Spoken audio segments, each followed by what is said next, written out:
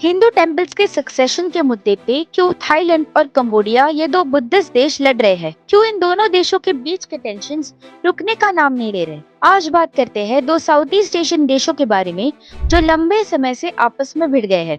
विवाद का सबसे क्रूशल मुद्दा है दोनों देशों के बॉर्डर पे स्थित प्रीवियर नाम का एक 19th century temple. UNESCO heritage के तौर पे रिकॉग्नाइज हुआ ये मंदिर भगवान शिव को डेडिकेटेड है और कंबोडिया के खमेर राजवंश के राजाओं ने इसका निर्माण किया है। ये मंदिर आखिर किस देश के टेरिटरी में आता है, इस विषय पर दोनों देशों का लॉन्ग स्टैंडिंग डिस्प्यूट है। इस मंदिर को लेकर कंबोडिया और थाईलैंड के बीच का मसला शुरू हुआ 1907 में, जब कंबोडिया एक फ्रेंच प्रोटेक्टोरेट था। उस समय फ्रैंको साइमीज ट्रीटी के नाम से एक अग्रीमेंट साइन हुआ।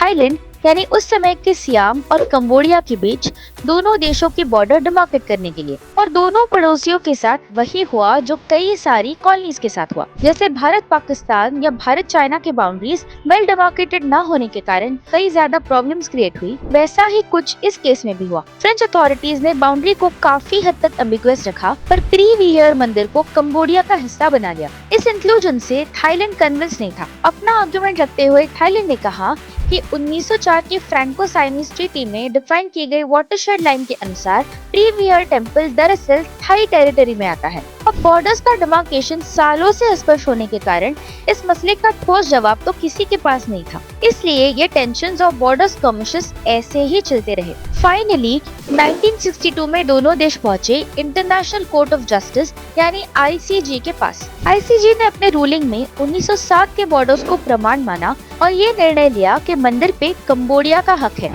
अब दिक्कत ये थी कि ICJ ने ये तो कह दिया कि प्रीवियर पे कंबोडिया का अधिकार है, पर मंदिर के इर्द गिर्द होने वाले 4.6 स्क्वायर किलोमीटर एरिया के ओनरशिप के बारे में बात नहीं की। दोनों देशों का कहना है कि ये उनकी टेरिटरी है, उनका क्षेत्र है, और इसलिए आज तक इस समस्या का समाधान नहीं हुआ है। जुलाई 2025 में दोनों देशों के बीच फिर से जंग छिड़ गई। कारण था मई में स्कर्मिश के दौरान हुआ एक कंबोडियन सोल्जर का मृत्यु, और तब से ये टेंशन्स बढ़ते ही गए।